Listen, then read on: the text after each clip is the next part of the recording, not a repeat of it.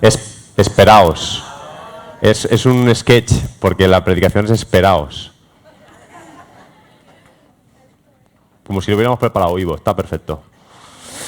Voy a bajarme un poquito ahora, que si no van a ir hasta la garganta. ¿Qué texto? Menudo texto. ¿Habéis escuchado bien lo que dice ese texto? Porque ya el primer versículo a mí me golpea muy fuerte en lugares que... Al daros las siguientes instrucciones, no os alabo, dice el misionero que ha fundado una iglesia. Estas son palabras que le dedica a la iglesia que ama, pues como se ama a un niño que ha nacido de tu sangre. No os alabo porque os congregáis para lo peor. Es fuerte la frase, ¿eh? Os congregáis para lo peor. A veces siento que desde el púlpito evitamos este tipo de frases, o las rehuimos. Nos da un cierto temor decir determinadas cosas, pero están ahí. Y cuando pienso en esto de reunirse para lo peor, pensé, bueno, ¿qué hacía esta gente? Quiero recordarte un poco quién era esta iglesia. Muy rápidamente. Si miras el capítulo 5, te das cuenta de Corintios. La iglesia de Corintios es el texto que hemos leído. Hay que estar despiertos. Capítulo 5. Inmoralidad sexual. Alguien le puso ese título. Si lees ahí, dice que ni aún entre los gentiles, o sea, ni aún fuera de la iglesia, se daba el nivel o la calidad de inmoralidad sexual. Piénsalo por un momento. Ni aún fuera. También dice en el capítulo 6, versículo 6, que era frecuente en esta iglesia que los hermanos litigaran contra otros hermanos. No tengo nada contra los abogados, pero Pablo les dice, ¿no hay nadie entre vosotros que pueda mediar en vuestros conflictos? ¿Tenéis todos que acabar en el juzgado para que una persona que no conoce los principios del Señor juzgue en vuestros problemas? Inmoralidad sexual, hermanos litigando unos con otros. Capítulo 14, versículo 20. Niños en el modo de pensar, engreídos en base a los dones espirituales. Una iglesia en la que en el capítulo 1 se nos dice que tienen todos los dones, ideal, y ¿sabéis qué están haciendo? Yo soy mejor que tú, yo tengo un don de profecía, tú eres el que barre la iglesia, ¿sabes? Este rollito. Ese es el nivel de amistad que tienen. Y si lees el capítulo 1, del 10 al 17, grupitos, divisiones. Yo soy de Pablo, yo soy de Apolos. Ese es el cuadro. Inmoralidad sexual. Esos son algunos ejemplos solo, rápidos. Hermanos pleiteando unos con otros, grupitos, divisiones. Seamos sinceros. Decimos que no hay niveles de pecado. Los evangélicos decimos eso, decimos, pecado es pecado. Pero en el fondo del corazón, a veces sí que hacemos ciertas distinciones. Al lado de todos de este historial, de este registro de pecados colectivos de esta iglesia, el hecho de que no se esperen a comer unos a otros, parece que está en otro lugar. Es decir, yo me imagino a Pablo y a un par de pastores de Corinto tomando café juntos y, bueno, Pablo, no sabemos qué hacer ya porque no se esperan a comer unos a otros. Estoy parafraseando, no digo que dijeran esto, ¿eh? Esto lo digo yo. Yo me imagino que, bueno, pero vamos a solventar primero, ¿sabes? Vamos a evitar que vayan a juicio primero, vamos a evitar estos temas de la inmoralidad sexual. Ya, que no se esperen a comer, peccata minuta. ¿Lo creemos o no lo creemos? Bueno, nuestra doctrina es clara y decimos que pecado es pecado, pero matar y robar no son la misma cosa. Evidentemente las consecuencias no son las mismas, pero creo que la Biblia afirma de forma categórica y repetidas veces que al final el pecado es la actitud del corazón y luego nosotros pecamos de muchas formas. Pero para el Señor el problema no es el pecado concreto que tú haces, sino es tu corazón, tu naturaleza de pecado. Ahora, en estas pequeñas cosas, esto de no esperarse para comer, tengo que amonestaros. A vosotros, no a los corintios, porque la predicación es para vosotros, no es para ellos. Y es que creo que sinceramente como iglesia no somos la única, creo que nos pasa en general. Estamos muy atentos a esas inmoralidades sexuales, estamos muy atentos a esta gente que se van a juicio unos contra otros, esas grandes guerras, estamos muy atentos a los grupitos, pero estamos muy poco atentos a esas pequeñas cosas, a esos pequeños detalles que se nos cuelan porque nos parecen peccata minuta y no podemos estar a todo. Una palabra más alta que otra, un desaire, una falta de atención, falta de cariño, desconsideración, cositas del día a día. Es que no somos perfectos, no podemos estar a todo. Bueno, dejadme que os diga que las pequeñas cosas en nuestras relaciones actúan como un veneno. Nos van enfermando despacito y ni nos enteramos. ¿Tú has visto esas series de televisión que hablan de asesinatos, que están súper de moda, y explican cómo aquel hombre malévolo cada día le preparaba el desayuno a su mujer y le echaba una gotita de no sé qué, y ella, claro, se comía su desayuno encantada y al cabo de 2 meses murió de golpe. Y tuvieron que investigar. ¿Sabes? El veneno actúa de esa forma y esas pequeñas cosas entre nosotros actúan de esa forma. No nos damos cuenta, no nos han hecho la gran cosa. Ha sido como, uy, no me ha mirado, no me ha llamado, hace 2 meses que no he venido 3 semanas y nadie me presta atención, me lo ha dicho muy intenso. Todas esas pequeñas cosas nos rompen las relaciones entre nosotros. Lo peor, esa frase de Pablo, congregarse para lo peor, también es llevado a la mesa. Y lo voy a llevar a la mesa precisamente porque el texto va a hablar de una mesa, va a hablar de una cena. Pero también quería comentaros algo que he observado con los años. Esto ya no aquí, sino lo he observado yo en los años, especialmente entre los cristianos. A los cristianos nos gusta más una mesa, bueno, vamos, que a un niño un caramelo. Nos gusta juntarnos a comer como a poca gente. Y está bien, es muy bonito.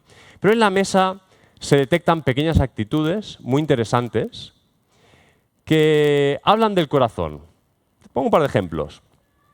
Somos 220 personas y hay comida para 150. Y lo sabemos. Entonces tú sutilmente te adelantas hacia la mesa preparada porque no te quieres quedar sin eso que tanto te gusta. Es un detalle, ¿no?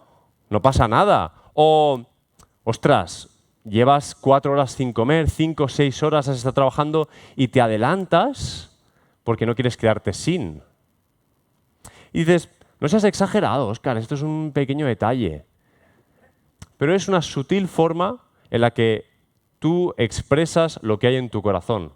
Una consideración interna que te hace pensar que tú mereces más que el de al lado, que tú tienes más derecho, que se espere el otro, pero yo no me quiero quedar sin. La mesa es un lugar visceralmente peligroso. Cuando uno tiene hambre, la mesa y el volante.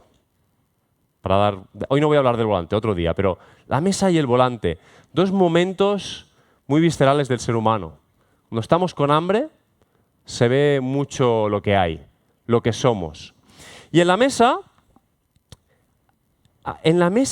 tenemos esas actitudes y a mí me recuerda mucho a veces a cómo venimos a la iglesia también, y quería aprovechar para decirlo. Esta actitud que te he hablado de la mesa de si me lleno yo, la cena ha sido estupenda. Pero a lo mejor hay otros que no han comido. A lo mejor no ha llegado la Coca-Cola para otros. Y a veces venimos a la iglesia de una forma parecida. Es sutil. Lo disfrazamos espiritualmente muy bien. Buscamos una iglesia que dé una buena comida. Espiritual, ¿eh? Que se predique la palabra del Señor. Y a veces llegamos a pensar cosas como, si me lleno yo, la reunión está bien. Piénsalo por un momento. Se predica la palabra, el Señor te habla, tú te llenas, te sientes alimentado, en el mejor de los sentidos. Estupenda, la reunión ha sido estupenda. A lo mejor hay 200 personas que no, que están rotas. Pero tú tienes esa actitud, la quiero llamar consumista. En la mesa se ve claramente, en la iglesia cuesta más verlo. Pero a veces lo que nos importa es que se sirva la comida que a nosotros nos gusta, o que esté cocinada como a nosotros nos gusta. Yo primero, mi plato favorito. ¿Qué significa la cena del Señor? ¿Te has dado cuenta que este texto habla sobre todo de la cena del Señor? Ese texto ha sido leído y releído en todas las iglesias evangélicas por los siglos de los siglos, siempre cuando vamos a celebrar la cena del Señor en una forma en la que nosotros hemos creado culturalmente, que es aquí una vez al mes, en otros sitios cada semana, hay sitios... Eso es un detalle, pero el hecho es que si la cena del día que hacemos la Santa Cena fuera lo que comemos aquí cuando pasamos aquí delante, ese pan y ese vino, ¿a qué tendrías hambre? ¿Pasarías hambre o no si esa fuera la comida del día? ¿Me sigues o no? Ese es el pan y el vino. Tú te lo comes, te vas, pues lo siguiente que haces es irte a comer. Porque eso no es una comida. Eso es un pequeño símbolo que utilizamos porque ahora prepara tú aquí una comida para 400. Menudo jaleo tendríamos cada vez. Eso es solo una forma en la que hemos decidido hacer la Santa Cena. Ahora, ¿qué significa la Santa Cena? Mira, versículo 17. No os congregáis. Quédate con la palabra congregarse. Porque esta descripción de lo que es la Santa Cena no es gratuita, responde a una realidad de la iglesia de Corinto. No es que Pablo dijera, voy a escribir a Corinto y les voy a explicar cómo es la Santa Cena, sino que en Corinto están pasando una serie de cosas que hacen que Pablo tenga que explicar, mira, recordad cómo era la Santa Cena. No es expresamente que lo escribe, es en relación a una situación. Ahora, versículo 17, congregarse. Versículo 18, cuando reunís como iglesia, ¿dice eso tu Biblia? Cuando reunís como iglesia, ciertamente oigo que hay divisiones. Entonces, ¿no todas las reuniones son como iglesia? Porque si hay reuniones que son como iglesia, otras reuniones no son como iglesia. Si quedamos a ver fútbol, ¿eso es una reunión como iglesia? Si quedamos en el McDonald's a comernos unas patatas fritas, si quedamos en la bolera, ¿es una reunión como iglesia? No respondas muy rápido. Porque llegas al versículo 20 y dice, cuando pues os reunís vosotros, se lo está diciendo a Corinto, cuando se reúnen supuestamente como iglesia. Cuando pues os reunís vosotros, esto no es comer la cena dominical. Esto no es la Santa Cena. Si tiras del hilo con un poco de sutileza, te darás cuenta que Pablo está diciendo congregarse, reunirse como iglesia, celebrar la Santa Cena, como sinónimos. Como sinónimos. ¿Me sigues? Está diciendo Pablo que congregarse, reunirse como iglesia y celebrar la Santa Cena es esencialmente lo mismo. Cuando pues os reunís vosotros, esto no es comer la Santa Cena, es decir, les está diciendo, debería ser. Cuando os reunierais como iglesia, eso debería ser como la Santa Cena. ¿Qué está queriendo decir Pablo? ¿Que una reunión de iglesia es esencialmente sentarse a comer como cuando Jesús estableció esa Santa Cena con sus discípulos? Creo que literalmente no, pero espiritualmente, en el sentido profundo, creo que exactamente es eso. Lo que está queriendo decir Pablo es, cuando reunís, vuestra reunión, sea lo que sea como sea, porque las reuniones pueden ser diferentes en el cómo, esencialmente tienen que expresar lo que el Señor nos dejó aclarado en la Santa Cena. Eso es lo que creo que Pablo está queriendo decir. Mira, déjame que te diga varias cosas ahí sobre los versículos del 18 al 22. Porque en el 17 hay un titular. No os congregáis para lo bueno, sino para lo malo. Y tú le puedes decir, bueno, Pablo, ¿eso qué significa? Él lo va a explicar desde el 18 hasta el 22. Y les va a hablar, es que hay divisiones. Si es que estáis divididos. Mira, una reunión como iglesia más divisiones es una incompatibilidad. Es absolutamente imposible. Mira la palabra reunión. Y mira la otra palabra, división. ¿Unirse y dividirse es posible al mismo tiempo? Es justo lo contrario. ¿Cómo va a haber una reunión como iglesia con divisiones? Imposible. Así que, sea como sea vuestra reunión de iglesia, le está diciendo, no puede haber divisiones. Si hay divisiones, no es una reunión como iglesia. Otra cosa, el significado de la Santa Cena llega a ser en ese texto el criterio para definir lo que es una reunión como iglesia. Ahora hablaremos de eso. Las divisiones, desconsideraciones y abusos siempre golpean ¿a quién? A los más vulnerables. Mira el versículo 22. ¿Pues qué? ¿No tenéis casas para que comáis o bebáis? ¿O menospreciáis la iglesia de Dios y avergonzáis a quién? A los que no tienen. Siempre pasa lo mismo. En las situaciones de divisiones, de desigualdades, de desconsideraciones, siempre los que sufren más son los que tienen menos, los más vulnerables. Y curiosamente, la cena del Señor, escucha bien esto, por favor, la cena del Señor es la única mesa verdaderamente igualitaria que existe en el universo. No hay otra que sea igualmente igualitaria. Porque en cualquier otra mesa en la que estemos, siempre habrá unos que tendrán más y otros que tendrán menos. Siempre. Pero en la cena del Señor, solo forman parte los vulnerables de ella. No los fuertes.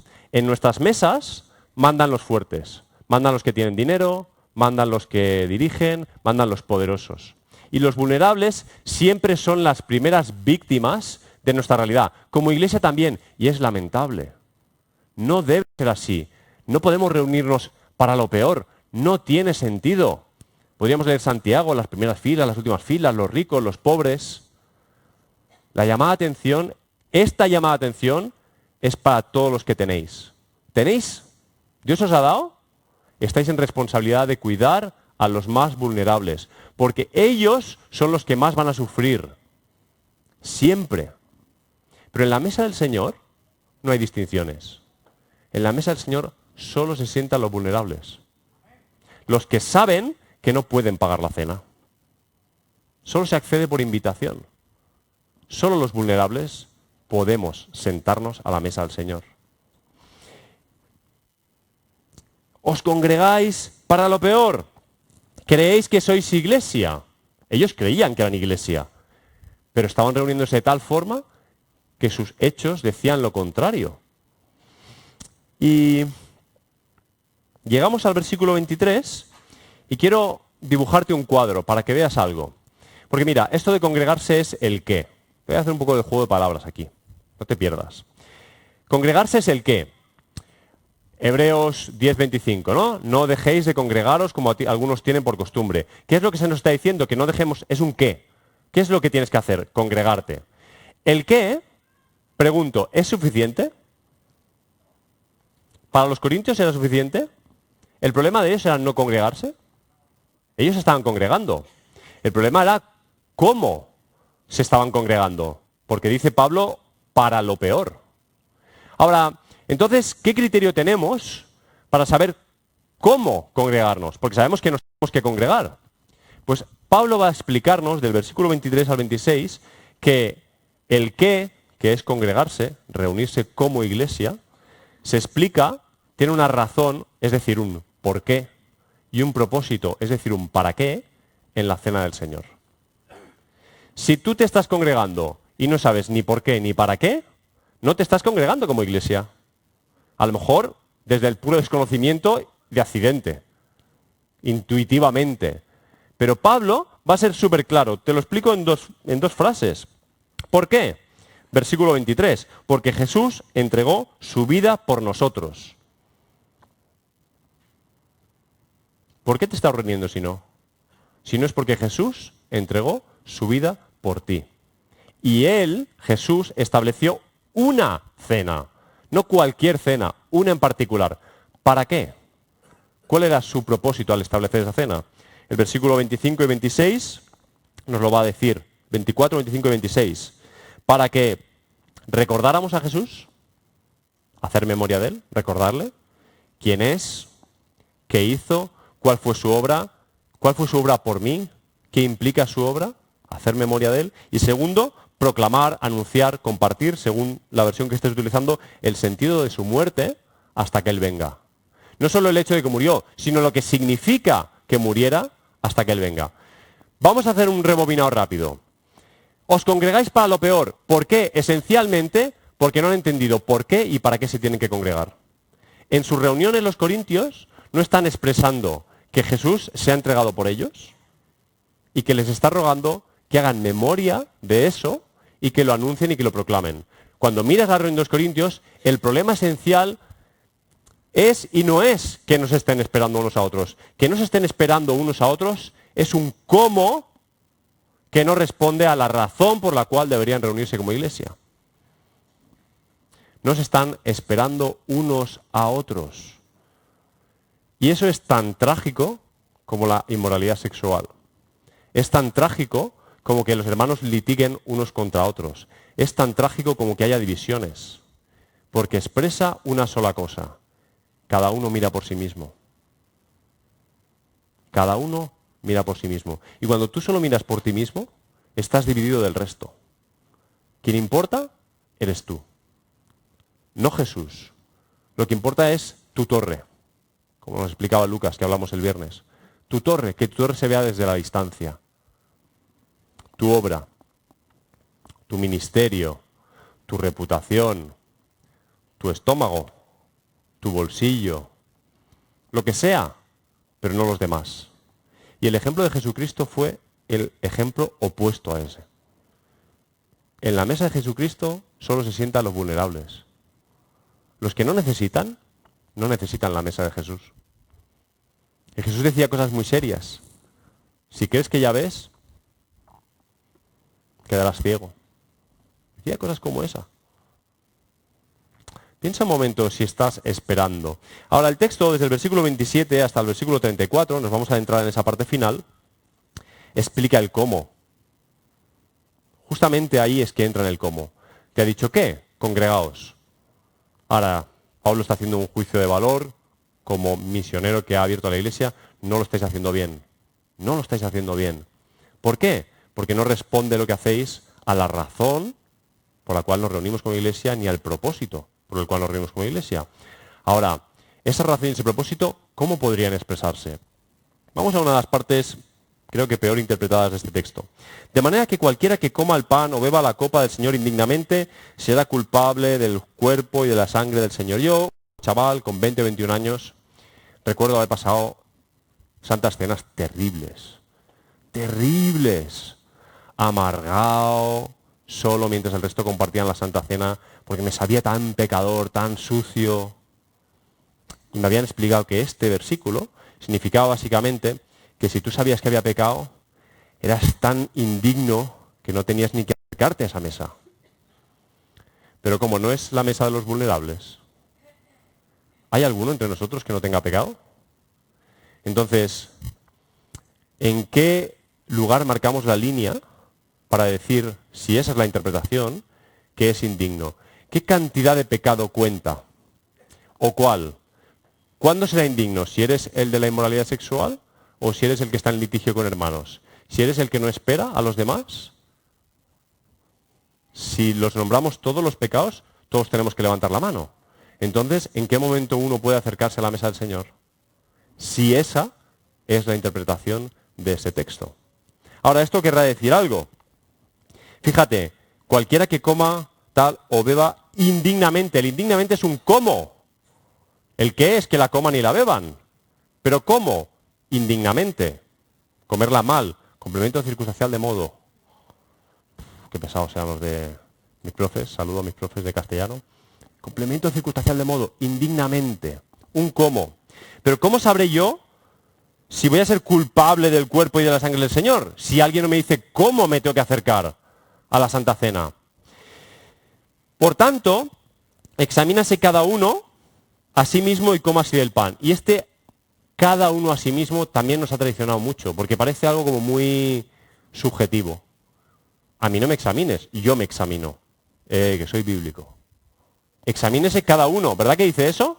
Entonces, tú te tienes que examinar. ¿Cómo sabré si soy indigno o no soy indigno? ¿Cómo lo sé?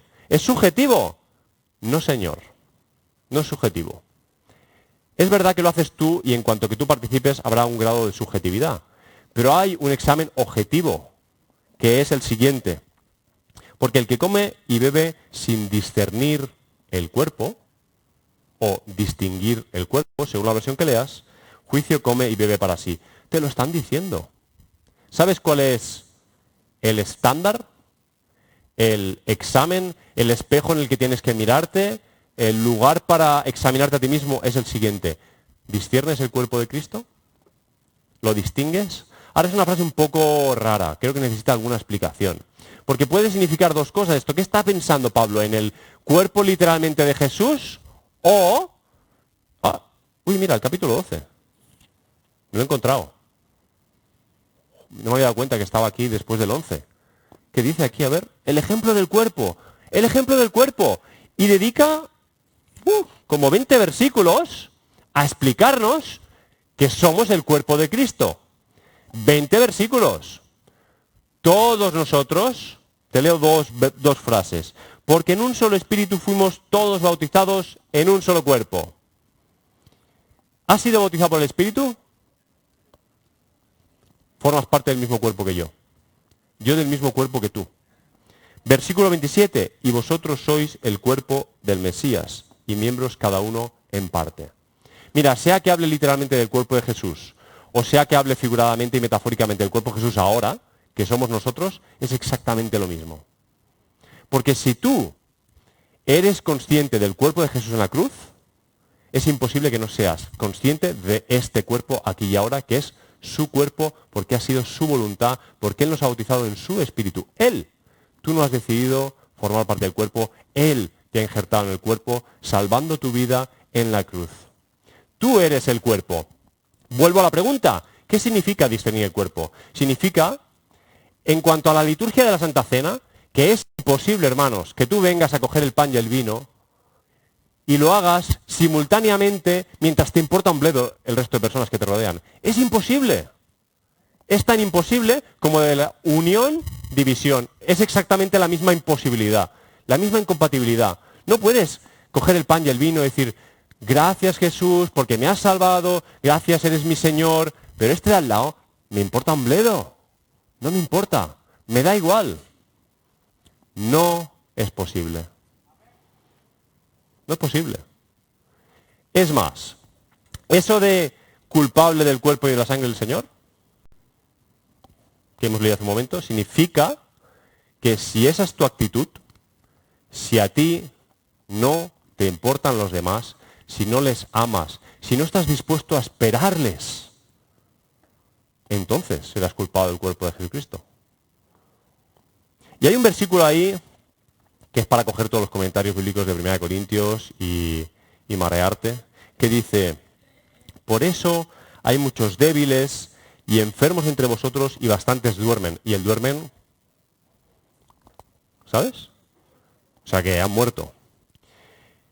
Y he leído cada cosa de este versículo y yo probablemente estaré entre los peores exégetas del mundo. Pero hay una interpretación, creo que relativamente sencilla, que creo que encaja, que puede tener otras, no te digo que no. Pero dime lo siguiente, si somos un cuerpo, mi cuerpo, y me arranco el dedo, ¿sabes? O cuando te levantas al baño, el típico ejemplo que damos siempre, y te das en el dedito pequeño, en el canto de un mueble, ¿te ha pasado eso alguna vez? Y sin poder controlarlo, una lágrima sale de tu ojo, y dices, pero, ¿qué tiene que ver? O sea, ¿cómo ha pasado? ¿Cuántas sinapsis hay aquí funcionando? Si es que no puedes separarlo.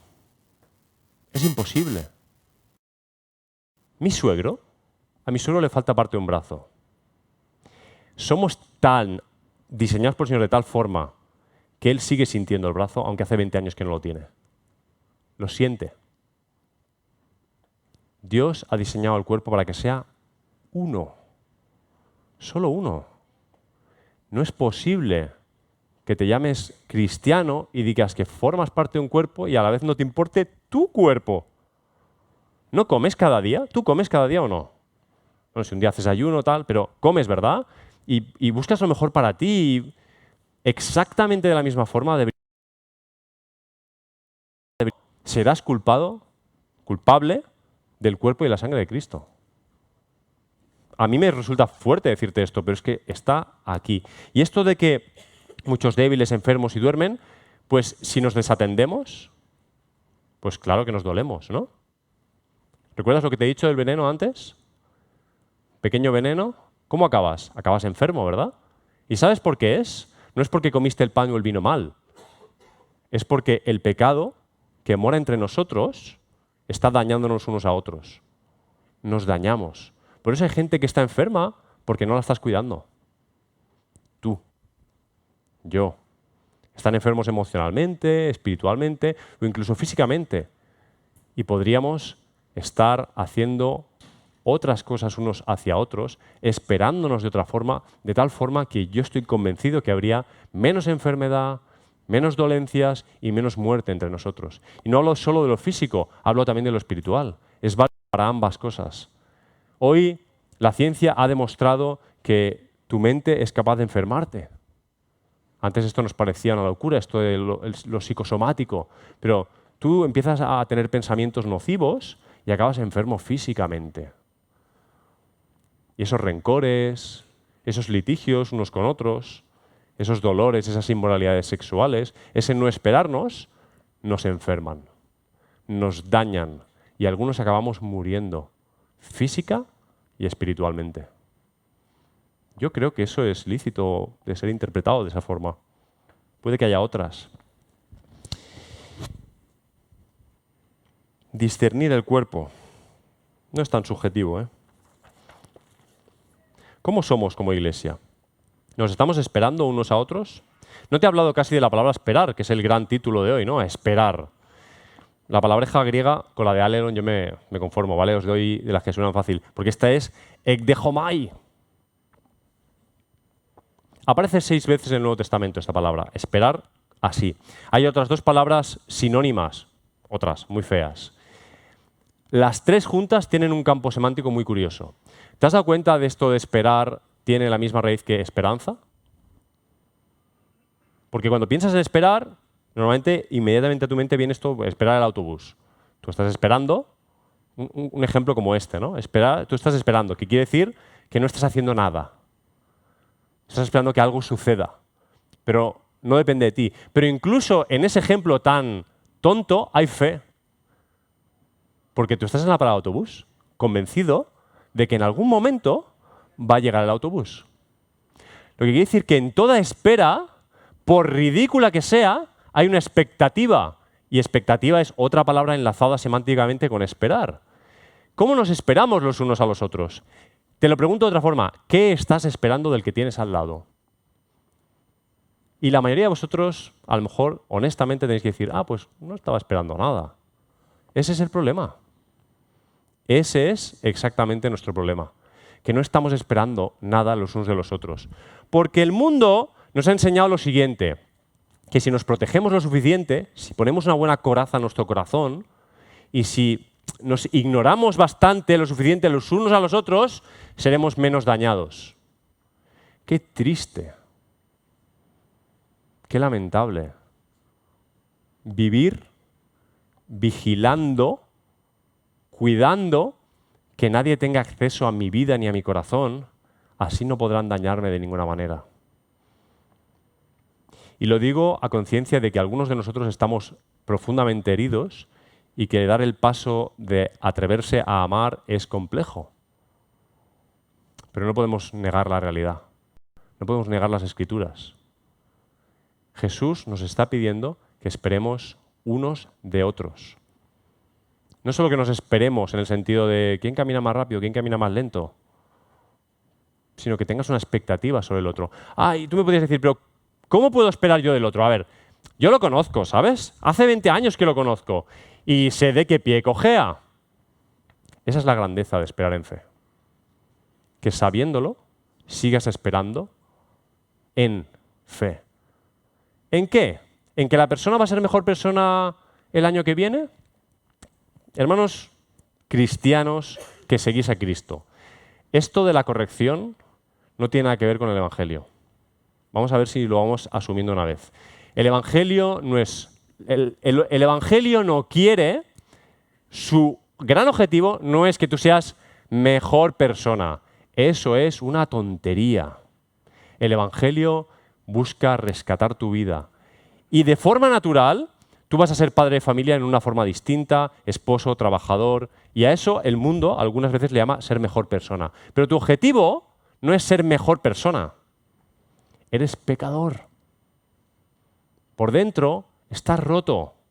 Tu objetivo es esperar en Cristo, tener esperanza en que Él puede hacer algo conmigo, que soy miserable. Creo que Él puede hacer algo conmigo. A pesar de que me conozco ya por casi 40 años, sigo creyendo que puede hacer algo. Tengo la expectativa de que haga algo conmigo. ¿En quién estoy esperando? ¿En mí? ¿En mi capacidad de cambio? ¿En mi fuerza de voluntad? No, en Cristo. Mira, te recuerdo Filipenses capítulo 1, versículo 6. Estando plenamente convencido de esto mismo, que el que comenzó en vosotros la buena obra, la seguirá perfeccionando hasta el día de Jesús. Cuando tú no esperas en tu hermano, ¿sabes de quién desconfías? No desconfías de tu hermano, desconfías de Dios. Esto te lo voy a repetir. Cuando tú desconfías, cuando tú no esperas que tu hermano cambie, crezca, lo que estás diciendo es que Dios no tiene la capacidad de cambiarle. El problema eres tú, no es Él. El problema lo tienes tú, que has dejado de esperar en Dios. Has dejado de creer que Dios es capaz de hacer cosas. Y mira que tienes un registro personal de experiencia real y has visto cómo Dios ha hecho contigo cuando tú ni sabías, ni esperabas, y aún ni esperando Dios ha hecho contigo. Y cuando has esperado, ha respondido todavía más. Pero miras al de al lado y dices, pero con este no tiene nada que hacer. No has entendido nada. Es un deber cristiano esperar en el otro, esperar del otro, esperar lo mejor del otro. No porque somos mejores personas, sino porque podemos esperar en un Dios que es mejor. Y no tiene sentido que nos reunamos para lo peor, sino que nos reunamos para lo mejor, que nos esperemos. Es así de sencillo. No es que hagamos las cosas de una forma o de otra, es que nos miremos unos a otros, nos sepamos personas rotas, nos sepamos personas que por nosotros mismos no tenemos esperanza, que no tenemos acceso a esa mesa, pero que hemos sido invitados a esa mesa. Y que hay un Dios que tiene expectativas sobre nosotros porque Él es capaz de seguir haciendo cosas increíbles que ya empezó haciendo en nosotros. Quiero leerte un último texto. Génesis 33. Te leo dos versículos ahí, el 13 y el 14. Esto está en medio del reencuentro de Jacob y Esaú. Cuando Jacob va hacia Esaú ahí temblando, pensando que Esaú lo va a matar, y le va enviando ahí regalitos, ovejas, va poniendo a su familia, a su mujer y a sus niños por delante. Y el versículo 13 y 14, después de que se hayan reencontrado, cuando ya se han reencontrado, recuerda que estamos hablando no de dos hermanos, sino de los hermanos, sus familias, familia extendida, cabras montesas, ovejas, vacas y todo ese conjunto de personas. Y Esaú le dice, venga, vámonos. Y ahí dice, pero le dijo, mi señor, le dice Jacob a Esaú, sabe que los niños son delicados y que tengo ovejas y vacas que están criando. Y si las fatigan, en un día podría morir todo el rebaño. Pase ahora mi señor delante de su siervo y yo iré con lentitud, al paso del ganado que va delante de mí y al paso de los niños, hasta que llegue a mi señor en Seir. Y me parece una metáfora perfecta de lo que implica que nosotros como iglesia esperemos del otro, esperemos al otro, esperemos con el otro. Jacob tenía fuerzas más que suficientes para seguir el paso de Esaú. Pero él miró a su familia y dijo, hay niños y son más delicados. no tienen las mismas fuerzas, no tienen la misma resistencia, no tienen el mismo aguante. Si les damos este ritmo, van a sufrir. Hay animalitos recién nacidos, hay animalitos que están amamantando. No podemos... ¿Qué significa que nos esperemos unos a otros? Pues significa, entre otras cosas, que no podemos dejar a nadie atrás. Como iglesia, no podemos dejar a nadie atrás. El cómo estará siempre mal si dejamos a alguien atrás.